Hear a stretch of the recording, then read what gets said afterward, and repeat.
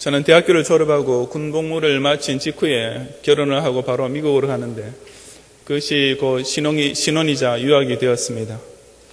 첫 1년 동안은 처가가 있는 시카고에 우리나라식으로 말하자면 원룸에 해당되는 작은 스튜디오에서 제빵살이를 하면서 제 아내가 대학교를 졸업할 때까지 세탁소에서 아르바이트를 하며 생활했습니다.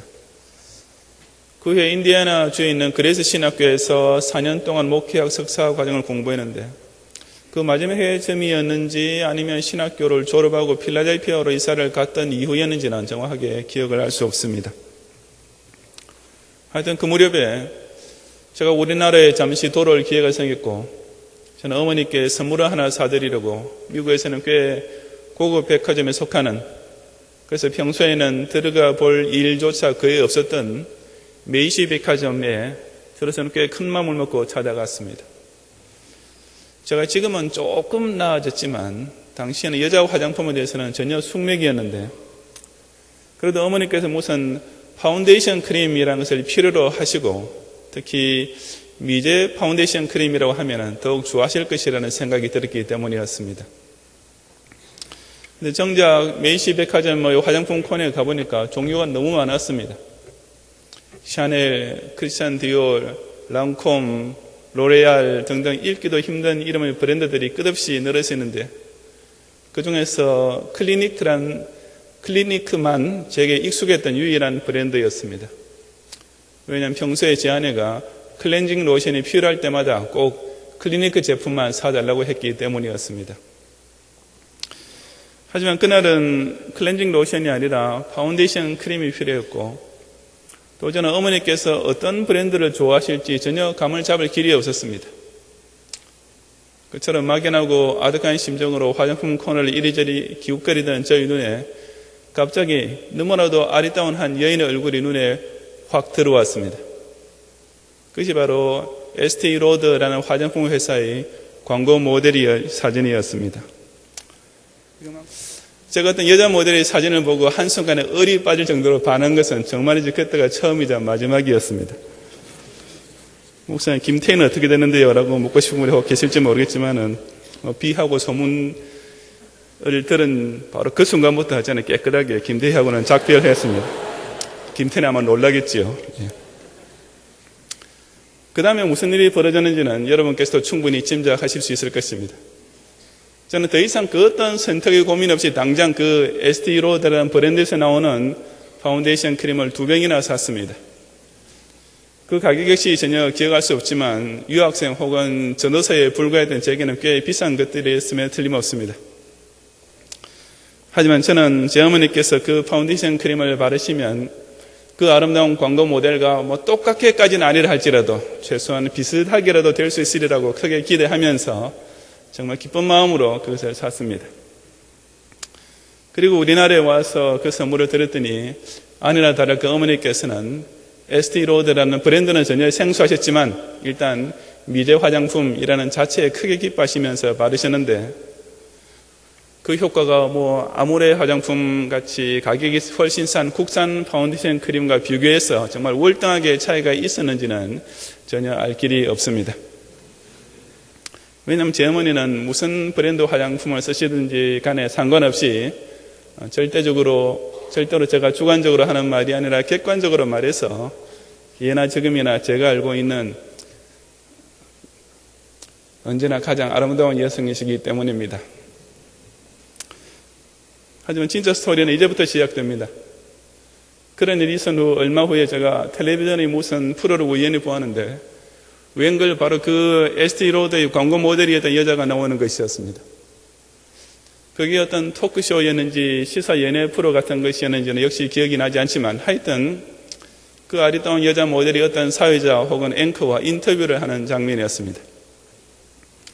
저는 그때야 그 모델의 이름이 폴리나 포리스코바인 것을 알았고 그녀가 최근에 에스티 로더와 무려 600만 달러라는 지금으로부터 거의 30년 전이었음을 감안한다면 실로 엄청난 고액의 계약금을 받으면서 전속 모델이 되었다는 사실을 알았습니다. 제가 알기로는 그 액수가 지금까지도 모델의 계약금으로서는 기네스북에 기록된 최고 기록인 것으로 알고 있습니다. 그는 당시 아직까지는 친공산 국가였던 체코 출신이었고 또 얼굴이 유별나게 사각형이라는 점 등 여러 가지 리스크가 많이 있었음에도 불구하고 에스티 로더 화장품 회사의 설립자였던 에스티 로더 여사는 과감하게 그녀를 전속 모델로 계약했던 것입니다. 그리고 그 결정과 결과는 대성공이었습니다. 여자 화장품에 대해 전혀 문외한이었던 저까지도 그녀의 사진 한 장만 보고서 당장 그 브랜드 제품을 살 정도였으니까 다른 사람들이야 오죽했겠습니까? 그런데 그날의 텔레비전 인터뷰를 보면서 저는 그녀의 아름다운 얼굴보다도 훨씬 더 강력하게 그녀에게 빠져들게 만드는 말을 듣게 되었습니다.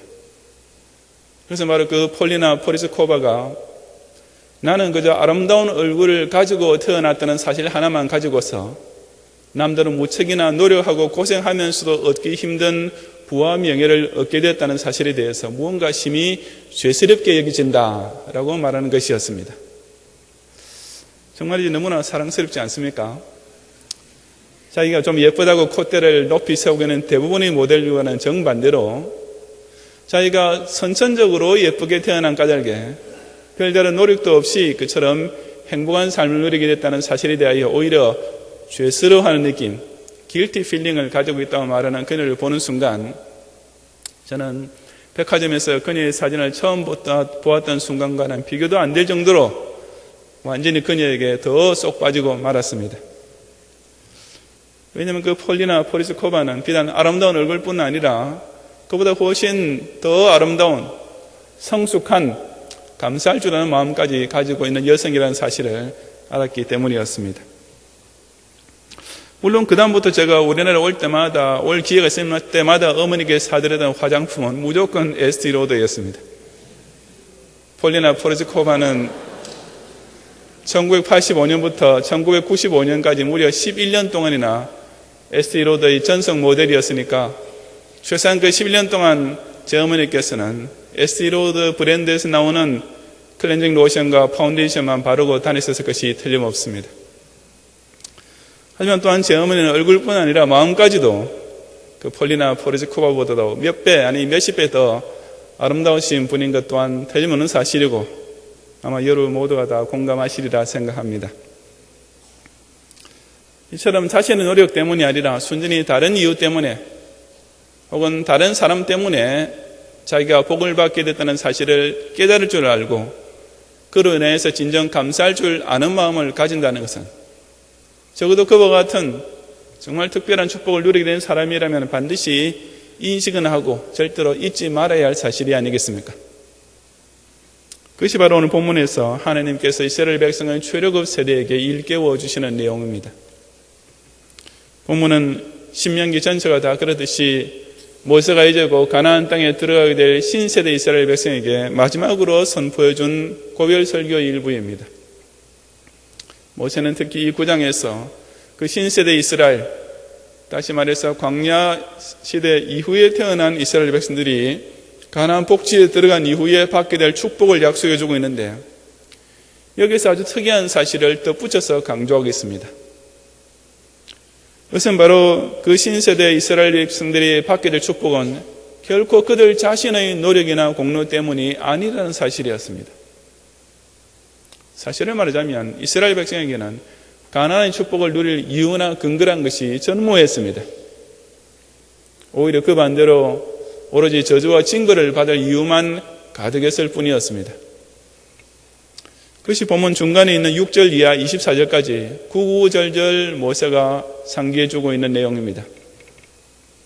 6절에서 모세는 그러므로 내가 알 것은 내 하나님 여호와께서 내게 이 아름다운 땅을 기업으로 주신 것이 내 의로움을 인한 것이 아니니라. 너는 목이 곧은 백성이라고 했습니다. 이스라엘 백성은 비단 출애굽 세대뿐 아니라 광야 세대까지도 근본적으로는 하나님 앞에서 의로운 것이 전혀 없고 오로지 목이 곧은 백성일 뿐이었습니다.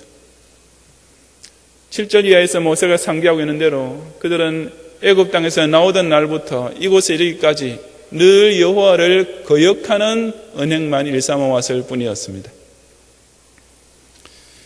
그것은 호렙산, 즉 시내산에서 모세가 하나님께로부터 십계명을 받고 있을 동안 금송아지 우상을 섬긴 사건으로부터 시작되었습니다.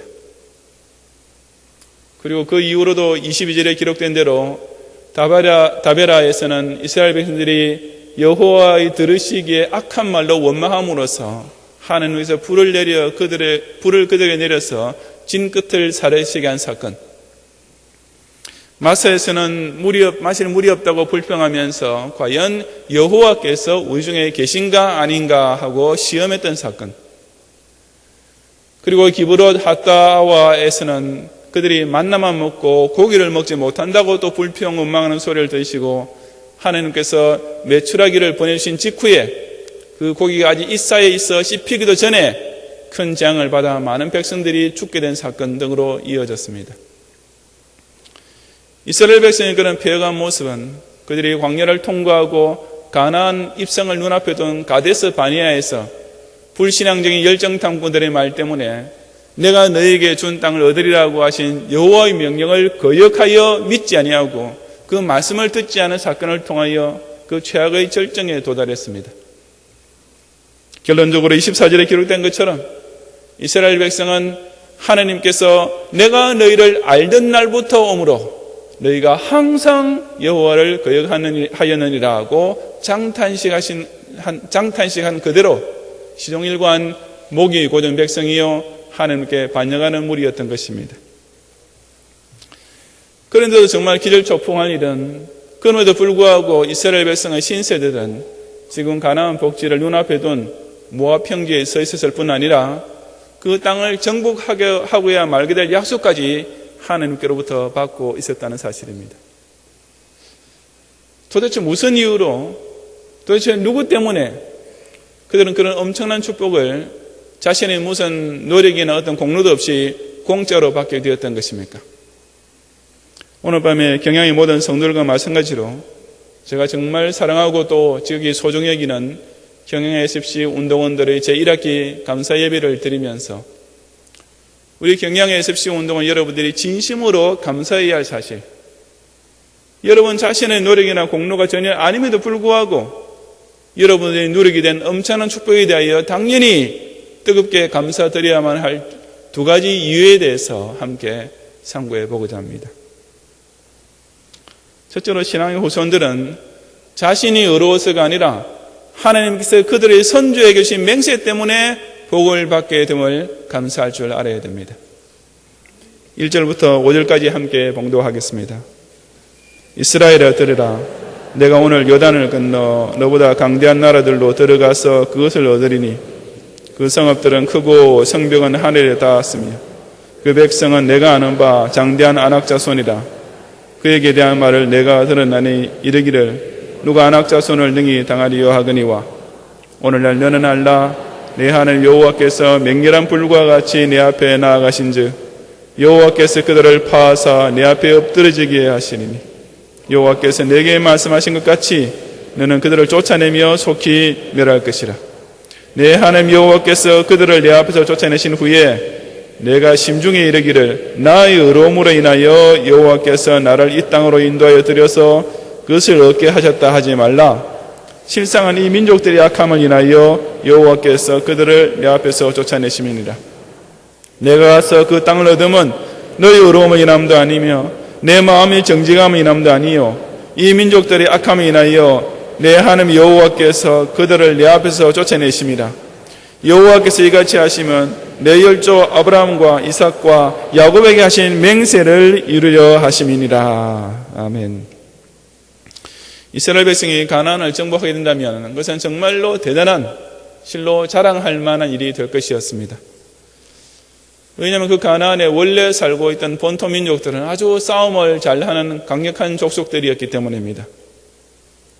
2절에서 모세가 그 백성은 내가 아는 바 장대한 안악 자손이라고 언급하고 있듯이 가나안 민족들은 체격도 좋았고 아주 호전적이었기 때문에 바로 그 위압감에 눌려서 이스라엘 백성들은 40년 전에 가데스 바니아에서 우리는 이런 민족들 앞에서 메뚜기 같은 꼴이다. 도저히 싸움이 안 된다. 라는 불신을 품었고 결국 하나님의 징벌을 받게 되었던 것입니다.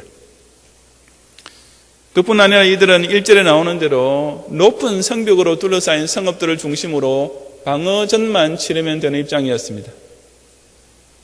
과거 전쟁에서는 늘 공격하는 쪽이 수비하는 쪽보다 3배로 더 힘들다는 것이 통설로 되어 있는 점을 생각할 때, 그처럼 성벽 안에서 수비만 하면 되는 가나안 민족과 아무 보호해줄 은폐물도 없이 가나안 민족의 성벽을 기어 올라가서 공격해야 할 이스라엘 백성 쪽을 서로 비교해 본다면 어느 쪽이 훨씬 더 유리한지는 두말할 필요조차 없었습니다. 그러니 이전에 광야에서 유랑하던 이스라엘 민족이 이런 모든 압도적인 불리함과 열세를 극복하고 모든 전력이 있어서 자기네보다 훨씬 더 우수한 가나안 민족을 몰아내고 그 땅을 차지하게 된다면 그것은 정말이지 자랑하지 않을 수 없는 일이 될 것이었습니다. 하지만 모세는 지금 이스라엘 백성들에게 그런 때가 오면은 절대로 스스로 자랑하지 말라고 강조하고 있습니다. 왜냐하면 그 가나안 정복자는 이스라엘 백성들 자신의 용기나 능력으로 이기게 되는 것이 결코 아니라 3절에서 밝히고 있듯이 내 하나님 여호와께서 맹렬한 불과 같이 내 앞에 나아가신 즉 여호와께서 그들을 파하사 내 앞에서 엎드려지게 하시는 역사로 말미암아 승리하게 될 것이기 때문이었습니다. 그런데 모세의 경고는 거기에서도 그치지 않았습니다. 이어지는 4절에 보면 내 하나님 여호와께서 그들을 내 앞에서 쫓아내신 후에 내가 심중에 이르기를 나의 의로움을 인하여 여호와께서 나를 이 땅으로 인도하여 들여서 그것을 얻게 하셨다 하지 말라고 모세는 이스라엘 백성에게 또 미리 못 받고 있는 것입니다. 하나님의 능력으로 이긴 것까지는 인정한 후에 왜 하나님께서 이스라엘을 위하여 그런 능력을 발휘해 주셨느냐라는 질문에 가서도 그것은 우리가 하나님 앞에서 의로웠기 때문이다 라고 생각해서는 결코 안 된다는 말입니다. 계속되는 5절 상반절에서도 내가 가서 그 땅을 얻으면 너의 의로움을 인함도 아니며 내 마음의 정직함을 인함도 아니라고 반복 강조했습니다. 속된 표현을 빌리자면 이스라엘 백성이 무슨 예쁜 짓을 해서 하나님께서 그들로 하여금 가나안에 들어가게 해준 것이 절대로 아니라는 말씀입니다. 오히려 이스라엘 백성들이 광야 생활을 통하여 하나님 앞에 나타낸 것이라고는 6절 이하 24절에 구구절절 나타내 있듯이 의로움은커녕 끝없이 반복되는 불평과 원망과 의심과 반역의 연속일 뿐이었던 것입니다.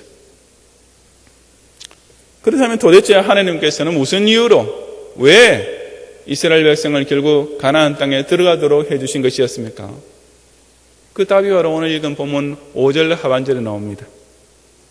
곧 여호와께서 이같이 하시면 내 열조 아브라함과 이삭과 야곱에게 하신 맹세를 이루려 하심이라는 말씀입니다.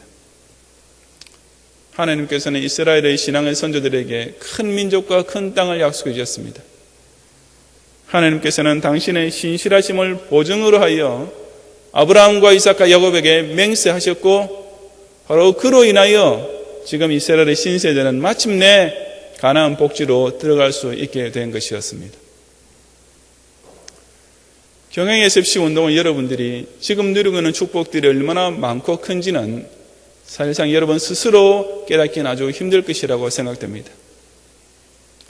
태어날 때부터 행복한 환경 속에 자란 세대는 그 모든 것들을 그저 자연스럽게 당연한 것으로 받아들일 수밖에 없기 때문입니다.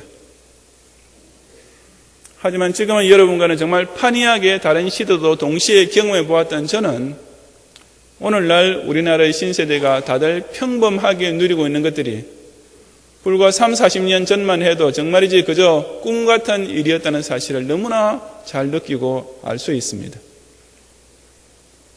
일일이 다 언급할 수는 없지만 여러분의 의식주부터 시작해서 학업 환경과 문화생활 이런 모든 것들이 저희 초, 중, 고등학교 아니 대학교에 이르기까지의 시절에 비하면 정말이지 하늘과 땅 차이입니다. 저는 당시로서는 분명히 중산층에 해당되는 가정에서 자랐음에도 불구하고 식탁에 어쩌다가 생선 반찬이 올라오면 한 점이라도 더 먹겠다고 3명이나 되는 동생들과 서로 눈치를 보면서 젓가락질을 했던 시절을 살았습니다. 오늘날 오로지 몸매를 걱정하면서 피눈물 나도록 다이어트를 해야 하는 여러분 세대에 비교하자면 정말 호랑이 담배 먹던 시절 같은 이야기 아닙니까? 제가 초등학교 6학년 다닐 즈음에 흑백 텔레비전 방송이 우리나라에서 처음으로 시작되었고 저는 먼 훗날 과학기술이 지금보다 훨씬 더 발달되면 사람들이 각자 자기 손에 개인 무전기를 들고 다니면서 다른 사람들과 언제 어디서든지 마음대로 이야기할 수 있는 시대가 혹 올 수도 있지 않을까 하라고, 정말이지 제가 생존하는 동안에 실제로 일어날 수 있으리라고는 상상도 할 수 없었던 꿈을 꾸고 살았습니다. 그런데 너무나 어처구니 없게도 지금은 여러분 세대는 무슨 개인 무전기 정도가 아니라 스마트폰이라는 것을 초등학교 어린이까지 사용하고 있을 뿐 아니라 과거에 저로서는 공상과학 이야기에서도 볼 수 없었던 GPS니 내비게이션이니 하는 것들이 아예 일상생활의 흔한 일부분이 되었습니다.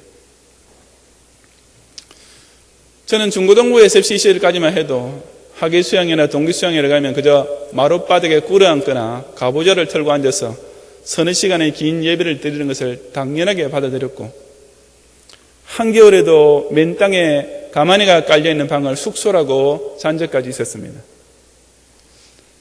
하지만 여러분은 그야말로 초현대적인 오디오와 비디오 시스템이 갖추어진 예배당에서 에어컨과 히터로 자동 온도 조절되는 쾌적한 분위기 가운데서 예배를 드리고 있으며, 말씀의 은혜뿐 아니라 옛날 중고등부 같으면 1년에 딱 한 번 크리스마스 친목회 때나 있을 법한 온갖 재미있는 프로그램들을 수양이나 특별 행사 때마다 마음껏 즐기면서 신앙교육을 받고 있습니다. 도대체 여러분은 무슨 이유로 저나 또한 저와 같은 세대인 여러분의 부모님들과는 비교도 안 될 행복한 생활을 육신적으로 그리고 영적으로 동시에 그처럼 풍성하게 누리게 된 것 같습니까? 여러분 각자가 저나 우리 세대보다도 하나님 앞에서 더 어렵게 살았기 때문에 그렇게 되었습니까? 여러분 모두가 다 여러분의 부모님 세대보다 하나님 앞에서 더 착하게 살아왔기 때문에 하나님께서 그런 복을 내려준 것 같습니까? 결코 아닙니다. 그 이유는 오로지 하나님께서 여러분의 부모 세대에 주신 축복의 언약, 축복의 맹세 때문입니다. 여러분이 세상에 태어나지도 않았던 시절에 여러분의 선조들이 일본의 신사참배 강요로 인하여 극심한 탄압을 받게 됐을 때 그분들은 하나님 한 분 외에는 결코 다른 신에게 경배할 수 없다는 신앙을 감옥 속에서 온갖 고문과 굶주림으로 인하여 죽어가면서도 끝까지 지켰습니다. 불과 60년 전에 공산주의자들의 불법 남침으로 인하여 대한민국 전체가 그야말로 풍전등화와 같은 막바지에 모였을 때에도 여러분의 할아버지와 할머니들은 주여 이 나라와 민족을 살려주시옵소서라고 새벽마다 피눈물을 흘려 기도했고, 기독신자들은 다 반동분자라고 인민재판을 받으며 총살당하는 가운데 자신의 피를 바로 지금 여러분들이 발을 딛고 있는 이 땅 곳곳에 스며들게 했습니다. 왜냐하면 그 열조들은 그것만이 이 조국과 당신의 후손들이 장차 하나님의 축복을 받을 수 있는 길이라고 확신했기 때문이었습니다.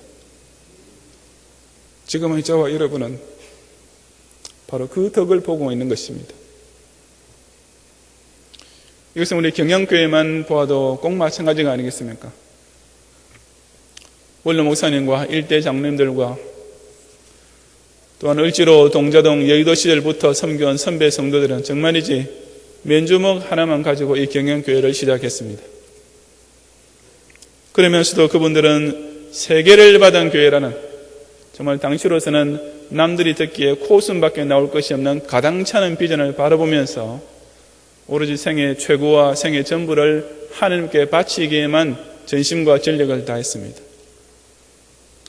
왜냐하면 우리 경양의 열조들은 비록 당신들은 그렇게 고생하고 희생만 하면서 살더라도 당신의 후손들, 바로 저와 여러분의 세대들은 그 충성 뒤에 약속된 축복의 시대를 반드시 누리게 될 것이라고 한 점 의심 없이 확신했기 때문이었습니다. 감히 경양의 2대 당회장으로 섬기된 저나 경양의 신세대인 중고대학부 SFC 여러분들은 순전히 바로 그 덕분에 지금 이 강수시대의 엄청난 축복을 그냥 공짜로 누리고 있는 것입니다. 정말이지 저나 여러분이나 이런 사실에 대하여 최소한 감사는 할 줄 알아야 하지 않겠습니까?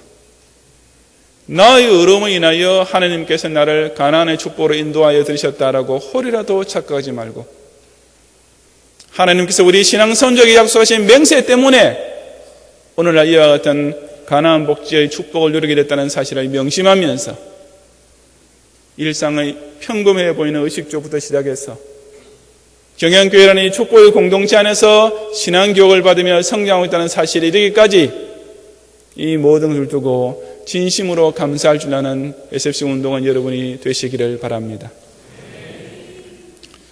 둘째로 신앙의 후손들은 자신의 말씀 순종을 잘해서가 아니라 하나님께서 당신의 기업으로 택해 주신 까닭에 결국 구원을 받게 됨을 감사드릴 줄 알아야 합니다.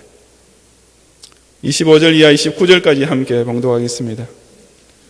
그때 여호와께서 너희를 멸하겠다 하셨으므로 내가 여전히 40주야를 여호와 앞에 엎드리고 여호와께 간구하여 가로되 주 여호와여, 주께서 큰 위엄으로 속하시고 강한 손으로 애굽에서 인도해 내신 주의 백성 곧 주의 기업을 멸하지 마옵소서. 주의 종 아브라함과 이삭과 야곱을 생각하사 이 백성의 강팍과 악과 죄를 보지 마옵소서. 주께서 우리를 인도해 내신 그 땅 백성이 말하기를 여호와께서 그들에게 허락하신 땅으로 그들을 인도해 드릴 능력도 없고 그들을 미워도 하사 광야에서 죽이려고 인도해 내셨다 할까 두려워하나이다. 그들은 주의 큰 능력과 표심팔로 인도해 내신 주의 백성 곧 주의 기업이로소이다 하였으노라. 아멘. 아까 서론에서도 고백고 방금 읽은 본문이 바로 앞에 나온 23절 하반절에서도 너희가 너희 하나님 여호와의 명령을 거역하여 믿지 아니하고 그 말씀을 듣지 아니하였나니 라고 재삼 강조한 대로 이스라엘 백성은 상습적으로 하나님의 말씀을 불순종하는 백성이었습니다. 말 안 듣는 자녀를 좋아할 부모가 어디 있겠으며 특히 끝까지 부모의 뜻에 거역하는 자식에게 그 어느 부모가 유산 따위를 남겨주려 하겠습니까? 마찬가지로 이스라엘 백성 역시 하나님의 말씀을 거역하고 믿지 아니하고 듣지 아니하는 악습을 무려 40년 동안이나 계속 답습하고 있었습니다. 그런데도 하나님께서는 무슨 이유로 도대체 왜 이스라엘 백성으로 하여금 끝내 가나안 복지에 들어가도록 해주신 것이었습니까? 그 가장 근본적인 이유는 바로 본문의 마지막 절에 기록된 대로 이스라엘 백성이 주의 백성이요 주의 기업이었기 때문이었습니다. 여기서 주의 백성이라는 말은 이스라엘이 하나님께서 소유하고 계시는 하나님만의 소유물임을 강조하는 말입니다. 주의 기업이라는 말은 그 당신의 소유물인 이스라엘을 사용하셔서 당신의 원하시는 일을 진행시켜 나가신다는 뜻입니다. 다시 말해서 이스라엘은 하나님께서 당신의 위대하신 구속사 과업을 성취하기 위해서 쓰시는 소유물로, 자산으로, 도구로, 비즈니스로 택하여 놓으신 까닭에 그 어떤 경우에도 그 이스라엘을 절대로 망하게 하실 수는 없으셨던 것입니다. 그 어떤 민족이나 개인도 결코 자기의 공로로 구원을 받거나 자기의 의로 축복을 받을 도리가 없습니다. 사람의 본성은 다 하나님을 거역하는 것이며 사람의 행실은 다 하나님을 노엽게 하는 악한 것뿐이기 때문입니다. 그것은 소위 선민이라고 택함을 받은 이스라엘에게도 결코 예외가 아니었습니다. 27절에서 모세가 하나님 앞에서 솔직히 고백하고 있는 그대로 그들 역시 하나님 앞에서 오로지 강팍과 악과 죄만 드러내고 있는 백성일 뿐이었습니다. 그렇게만 따지고 본다면 이스라엘 백성 역시 전부 다 광야에서 죽임을 당해야 마땅할 뿐이었던 것입니다. 그럼에도 불구하고 모세는 도대체 무슨 근거로 자기 백성의 죄를 용서해 주시고 가나안 땅에 들어가게 해달라고 하나님께 간구할 수 있었던 것입니까? 왜냐하면 바로 28절에서 모세가 하나님께 탄원하고 있듯이 만약 이스라엘 백성들이 자신의 불순종을 인하여 다 광야에서 죽어버린다면 주께서 우리를 인도하여 내신 그 땅 백성, 바로 애굽 사람들이 여호와께서 그들에게 허락하신 땅으로 그들을 인도하여 드릴 능력도 없고 그들을 미워도 하사 광야에서 죽이려고 인도하여 내셨다라고 조소할 것이기 때문이었습니다. 다시 말해서 만약 이스라엘 백성이 망한다면 그것은 곧 그들을 당신의 백성과 기업으로 택하신 하나님께 대한 불명예가 될 수밖에 없었습니다. 그리고 물론 하나님께서는 당신의 이름이 우상 숭배하는 이방인들로부터 그런 식으로 먹칠을 당하게 하실 분이 결코 아니셨습니다. 아주 간단히 말해서 하나님은 당신의 택자를 그 어떤 경우에도 아무리 그들이 불순종하고 패역해도 결국에 가서는 오로지 당신의 영광을 위해서라도 구원해 주지 않으실 수 없는 분이신 것입니다. 이것이 바로 저와 여러분에게는 은혜 중의 은혜가 아니겠습니까? 이것이 바로 우리 SFC 운동은 여러분에게도 복바가지가 터진 일이 아니고 무엇이겠습니까? 일단 하나님의 택하신 선민이 되고 나면, 일단 하나님께서 쓰시고자 하시는 기업이 되고 나면 그 다음은 요지부동이요 일사천리일 수밖에 없습니다. 하나님께서는 당신께서 구원해 주기로 작정하신 자는 문자 그대로 단 한 명의 예외도 없이 반드시 구원해 주시기 때문입니다. 여기는 사람의 노력이나 공로란 눈꽃만큼도 들어있지 않습니다. 세상에서 아무리 마음이 착한 사람이라도, 인간사에서 그 어떤 선한 일을 평생토록 한 사람이라 해도 그것 때문에 구원을 받게 되는 것은 절대로 아닙니다. 그것은 100% 오로지 하나님께서 창세전부터 당신의 백성으로 선택해 놓으셨고 당신의 기업으로 사용하실 것을 예정해 놓으셨기 때문일 뿐입니다. 그러니 그 사실을 깨닫는 신자라면 어떻게 감사하지 않을 수 있겠습니까? 내가 선행을 쌓아서 그 대가로 구원받게 된 것이 아니라 오직 하나님께서 천이 하나 만이 하나 나 같은 죄인을 선택해 주셔서 저 어린 양의 피로 속량해 주시고 저 장망성 애국으로부터 이끌어내어 주시고 이제 저 가나안 복지에 도달할 때까지 당신의 큰 능력과 표심팔로서 인도해 주실 것을 진심으로 믿고 있다면 정말이지 어떻게 감사드리지 않을 수가 있겠습니까? SFC 운동 여러분도 마찬가지입니다. 아무리 여러분이 착하게 살고 있다고 해도 여러분 역시 하나님 앞에서는 본성적으로 죄인일 뿐입니다. 아무리 여러분이 하늘 우러러 한 점 부끄러움이 없을 정도로 선하고 어렵게 살고 있다 해도 여러분 역시 태어날 때부터 하나님을 알지도 못했고 유년 시절과 청소년 시절을 보내면서도 스스로 하나님을 찾으려 하지는 않았던 악인일 뿐입니다. 여러분이 부모님의 손에 이끌려 경양교회 주일학교에 나오지 않았더라면 여러분 스스로 성경책을 읽으면서 하나님을 알려고 했겠습니까? 여러분 가운데 매주일 교사들이 열과 성을 다해 개혁주의 신앙의 교리를 가르쳐 주려고 애쓰고 있는 SFC 성경 공부 시간 외에 스스로 무슨 콰이어 타임을 가지고 기도하면서 경건에 이르려고 애쓰는 시간이 과연 일주일에 몇 시간, 아니 하루에 몇 분이나 있습니까?